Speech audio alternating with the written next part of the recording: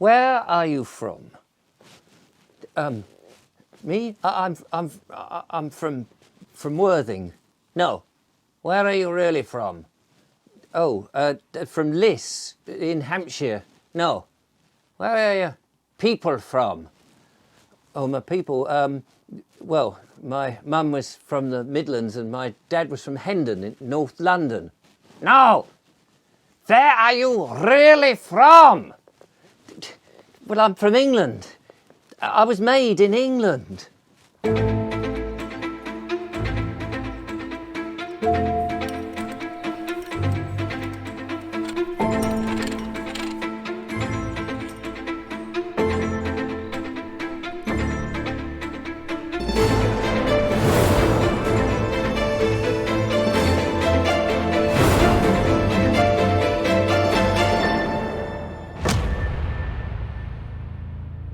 And hello and welcome to another Made in England with me, Richard Vobes. The lovely Julia will be in today's show, you'll be pleased to know.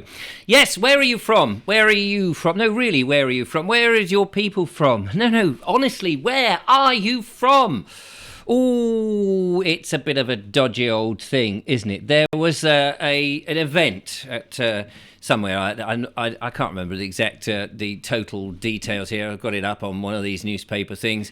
And what was her name? Lady Susan Hussey. She asked a woman at this, a charity woman, where she was from.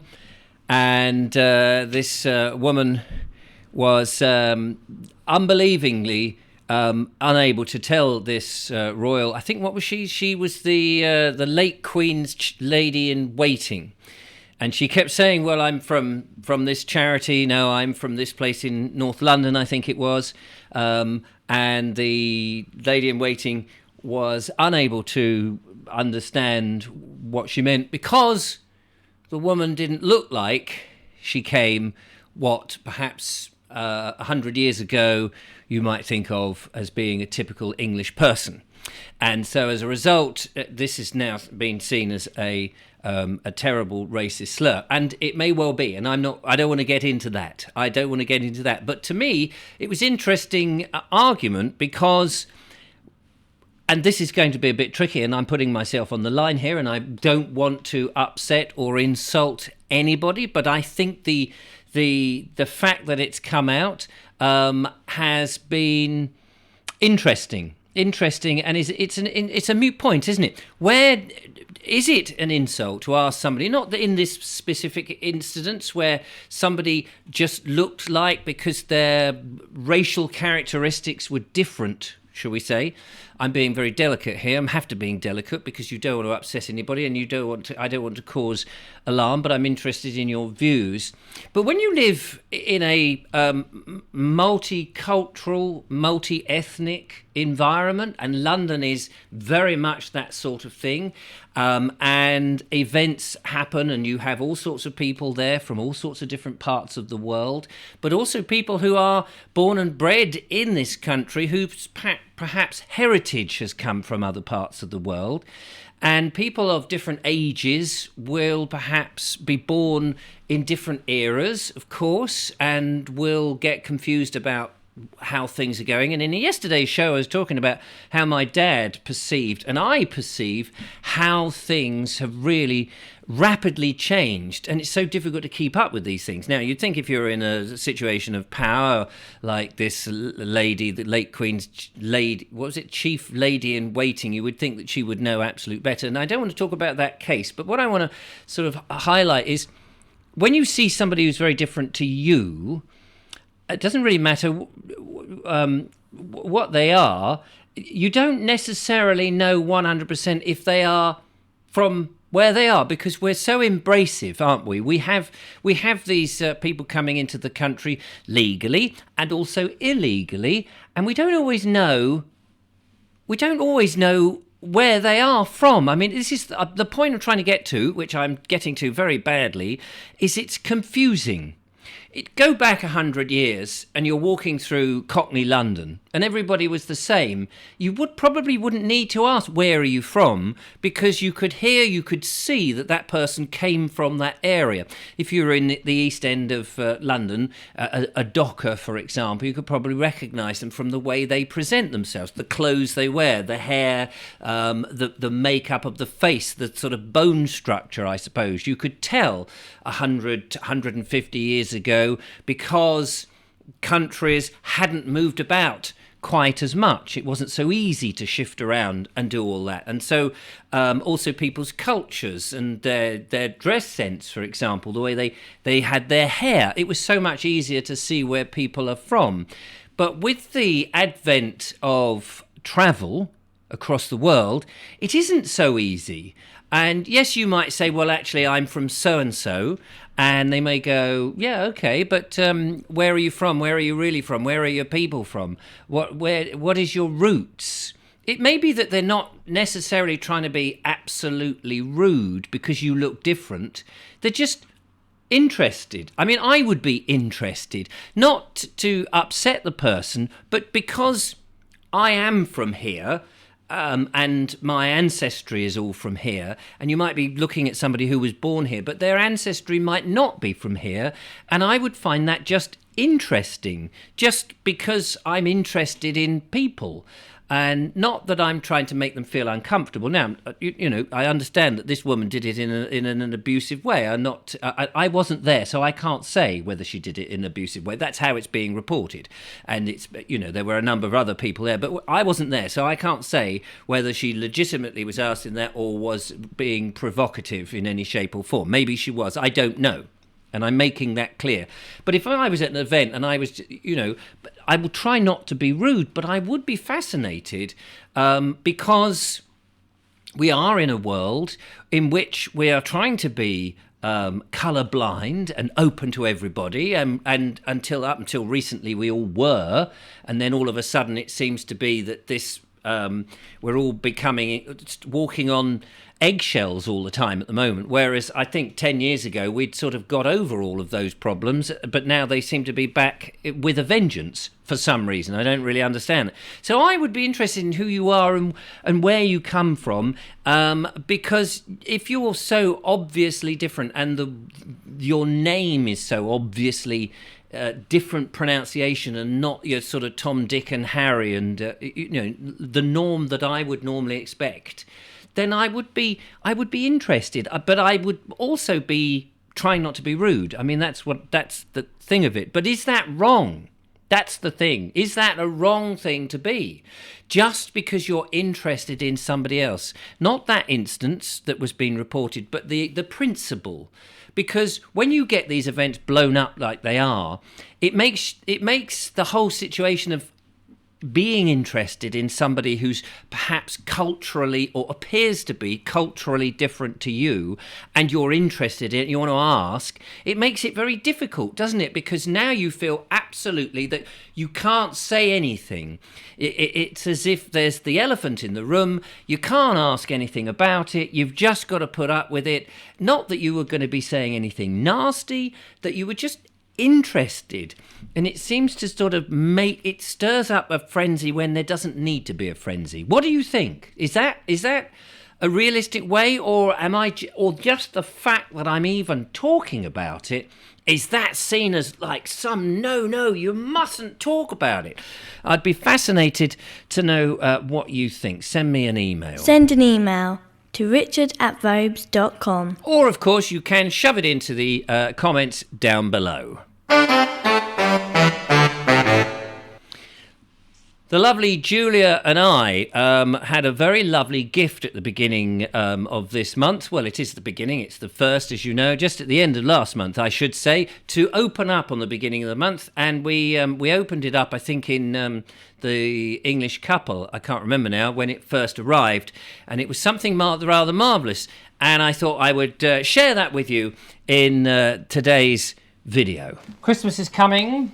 It is the 1st of December, of course.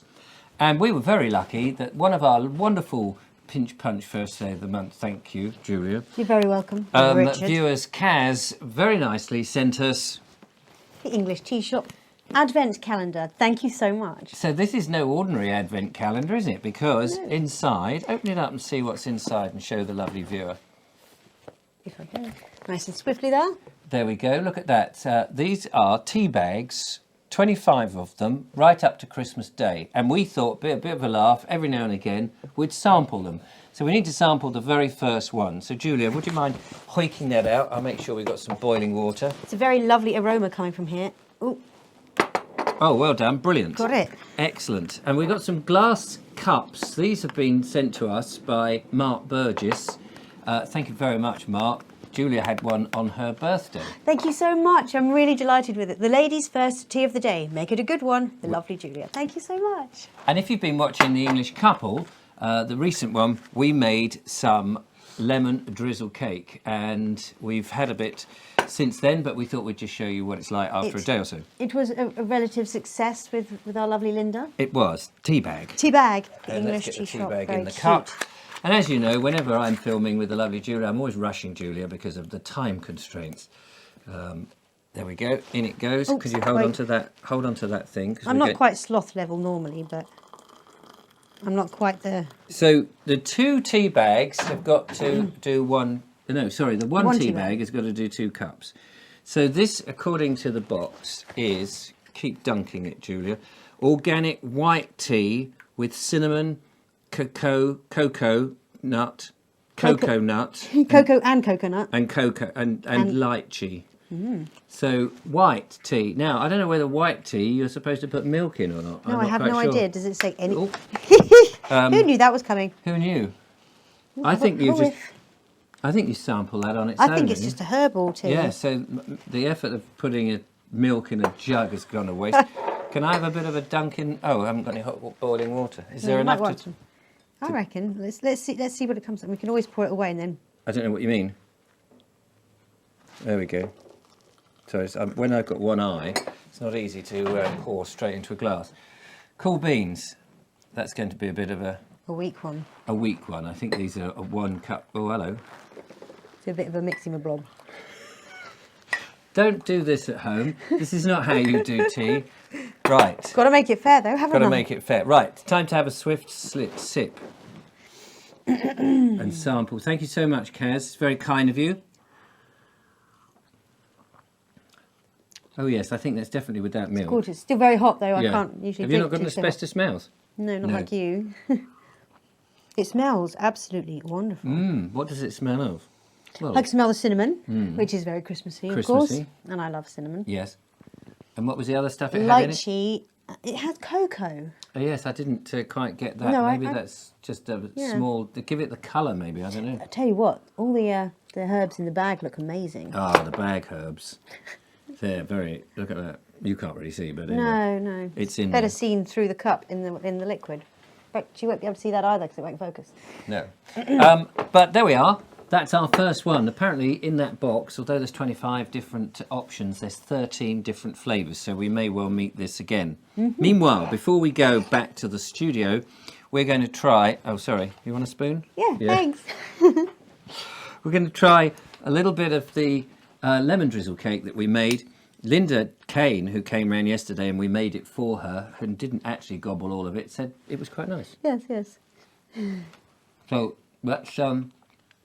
In spite of the finger mixing. And thank you very much for all the different comments that we got on that video about different ways to make the cake. We've had a good laugh looking at it. And there's been some lovely tips and hints as well. So. And Linda said the best thing that it has to do, or the most important thing it's got to do, is taste of lemon. Absolutely. So that extra bit of lemon might have been the thing. And it does taste of lemon, doesn't it? If you didn't see the video, do check it out on the channel in which we're making lemon drizzle cake. It's bloody obvious. But anyway. Bloomin'. Bloomin'. He said bloomin'. Blooming obvious. Sodding well is. So, there we are. Cheers, everybody. Beginning of Christmas, the run-up. Good cheer to you.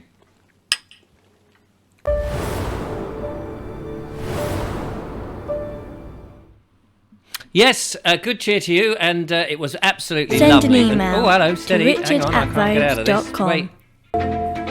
Where are you? Oh, it's all going pear-shaped here.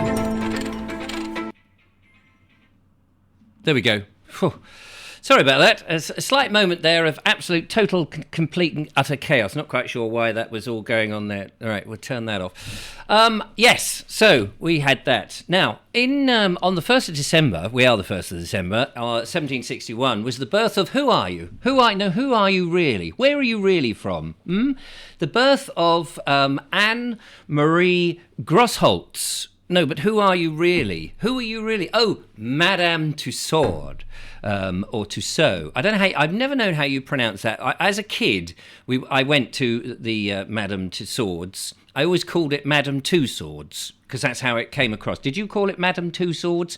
And I never found a woman with two swords, but it's French, isn't it? Madame Marie Tussaud or Tussaud or something like that. I'm not a very good French pronunciation person. Would you like to see a picture of her? Here she is. This is Madame Tussaud or Tussaud or whatever her name is at the age of 42. There she is. That was a sketch that somebody did draw. And then later on in life, there you are, see if you like that. She didn't improve much. There she is a little bit later on in life. But a remarkable woman, however. Let us not dispute that. Swiss-born, in actually. So where are you really from? She's Swiss-born. Waxworks modeller during the French Revolution. Off with her head! Madame Guillotine, yes. She made death masks from several heads of the famous, presumably when their heads flopped off. Imagine that. That is, I guess that's quite macabre when the guillotine has dropped and there you are doing a death mask on a real person's head. I'm not sure I could do that, but people do it. In 1800, separated from her husband, she toured Britain with her waxworks, and in 1835, 33 years of this touring Britain, she established the first permanent exhibition in Baker Street, not 221 Baker Street, but we might come to that in a minute. Hold that 221B, hold that into your mind just for a second. But on the upper floor of this basement street, in the Baker Street Bazaar, is where it was. She set up her waxworks and people could come in and have a little gawp at them. Have you been there? I've been there when I was a kid, and I've been there more recently. Well, about, I suppose, 15 years ago when I used to do my juggling and unicycling and mime and stuff, and was entertaining because they open it up. You know, you see these huge queues outside to go in and have a gawp at all the local celebrities that are now making amazing work at Madame Tussauds, of course.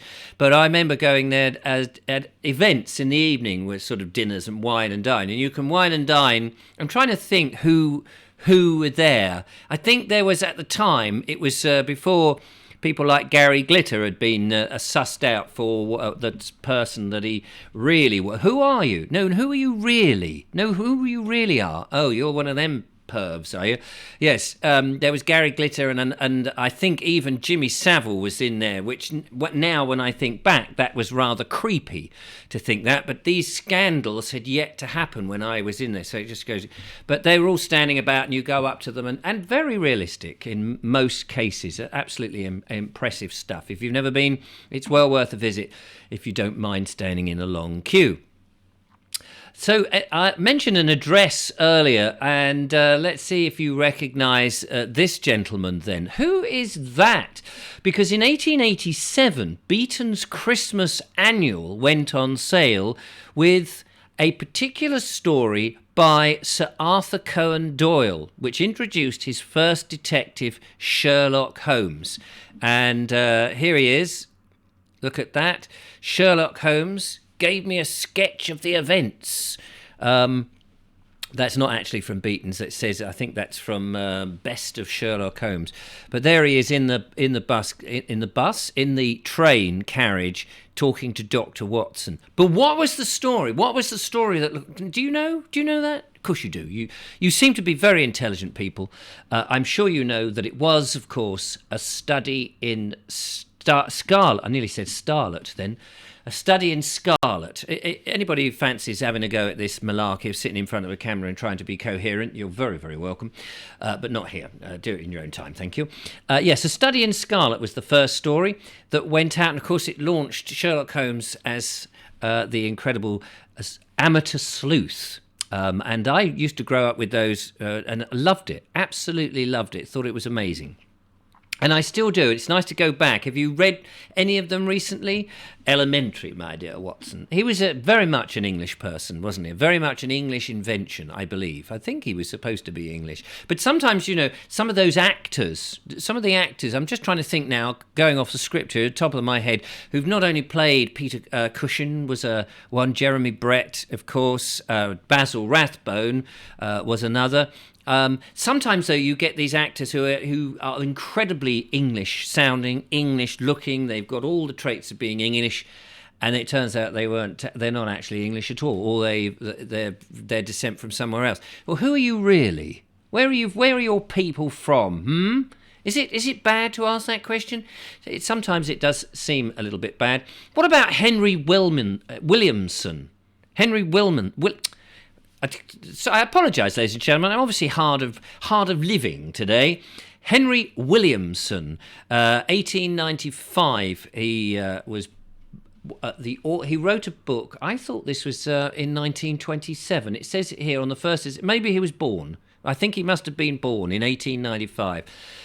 He was the author of a classic book, Tarka the Otter. Do you remember Tarka the Otter? Did I not get... I thought I got a cover of the book. Now, whenever I hear that, Tarka the Otter, and I've tried reading some of Henry Williamson's books, because he bought a farm in Norfolk. And on my channel, a different channel that I ran, I've not been running it recently, called Listen with Vobes. Remember the old Listen with Mother? It was that sort of thing. And I was reading one of the books we started to read, and I just found it so difficult to read. As you can see, I can't read an autocue to save my life. I can't speak half the time. And it was difficult, but he was an interesting character because he bought this old-fashioned, real old farm, and he tried to get it going. And then whilst he was there, he was writing these books. Well, in 1927, he wrote this book, but I always get confused. I don't know, do you get confused that with Tarka the Otter? Which is a different book altogether by a different author much later on, and went on to be a film with Bill Travers and what's her name? Virginia Mackenzie. Oh, the woman from Born Free. They were in Born Free. They were in this, and I think they were in The Greatest Show on Earth. Her name will come back to me at some point in life. But not today, clearly not today. Now, it's interesting how sometimes these shows sort of link together, because there we are, we've just linked Madame Tussauds in some fashion because of Baker Street with Sherlock Holmes. This wasn't supposed to link like that. And then we've got Henry Williamson with Tarka the Author, and then that's taken me to Ring of Bright Water, in which I think he was called... Midge? Was he called Midge, the otter, who eventually gets sliced in half by a bloke digging up ditches, I think, if I remember rightly, right at the end. It's quite horrible. And poor old Virginia Mackenzie, I want to say that her name is, but it might not be that. It goes up to Bill Travers and has to tell him that she's just seen his pet being killed accidentally because it's an otter in a ditch. Who would have thought? Anyway, straying from the point here and rapidly going off piece, as they say. In 1930, Terence Edward Parsons was born. Who? But who are you really? Who are you? Who are you really? Oh, yes. Yes, where are you from? But where are you really from? Oh, from Finsbury Park. And what's your name? Matt Monro. Do you remember Matt Monro? He was a heartthrob, wasn't he? I thought that he'd been a bus driver, and I was just trying to find out some information about him. But apparently, after leaving school at 15, he had a succession of jobs, and he went into the national services. But one of the jobs he did, I think in something like 1948, he became a tank driving instructor. Yeah. But then he sung as a hobby, and of course at some point he got picked up and went to fame. Do you want to see a picture of him? Of course you do. Here he is, Matt Monro. There he goes. Look, we took the ultimate Matt Monro. And of course he sung, I don't know whether it's in the actual film or not, but I know that if you look at his repertoire, he sang Born Free. Hang on, let's do it properly. born free as the wind blows, as free as the grass grows, born free to follow your heart. Anyway, all of that. Live free. No, stop. Please stop me from singing. I'm not a very good singer at the best of times. But yes, I don't know whether that was in the film, but he definitely sung that, and that sort of, Bill Travers and Virginia Mackenzie. Was it Mackenzie? Whatever her name is. It's going to annoy me now that I got her name wrong, and people will be going in the comments. They'll be going, no, Richard, no, you got it wrong. Yes, I know I got it wrong. In the opening scene from The Italian Job, he also sang in 1969. Remember that? All right, lads. I've got another idea. Remember that right at the end with the tilty... Oh, hang on, I've got the... forgot to put the camera back on. With the tilty... What's the name? In the opening scene of The Italian Job, at the beginning, on days like these... so again, another excuse for me to try and bend your ears. On days like these, when skies are blue and fields are green, I look around and think about what might have been, and then I hear sweet music float above my head, or around my head actually. I recall the many things we left unsaid. On days like these. Anyway, sorry about that, ladies and gentlemen. You can see that deep down inside, I'm a taxman or an accountant or somebody who has his head down there and shouldn't possibly be led in front of an audience. Yes, Matt Monro. Who are you? Who are you really? Well, he was Matt Monro. So there we go. How about that? That was absolutely fascinating, wasn't it? And in 1965, going through history and these things, these little tidbits of information that make England what it is, the government put forward a plan to improve the lot of farmers and consumers by encouraging intensive farming. And there started, in my mind, the rot in this country. Intensive farming, in which now when you go for a walk in the countryside, you see swathes of monoculture. The beautiful old enclosed fields with hedgerows and things that we'd had from probably at the end of the Tudor period, as we started to sort of have the enclosures and the smaller farms in which were serving much more of the community, and farmers were slowly making a little bit of money and reinvesting it, and had a beautiful way of life and employing a lot of labourers who were doing all this long, intensive, back-breaking work.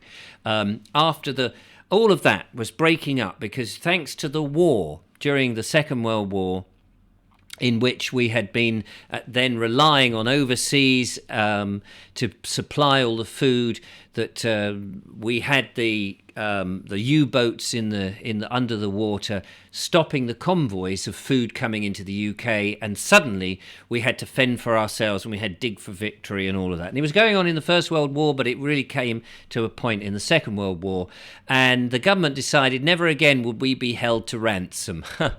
And now look at the breadbasket of Ukraine and how we're being held to ransom yet again, but this time for all sorts of other bits and bobs. Even eggs, apparently, are now disappearing off our shelves because the supermarkets won't pay. But that's another story.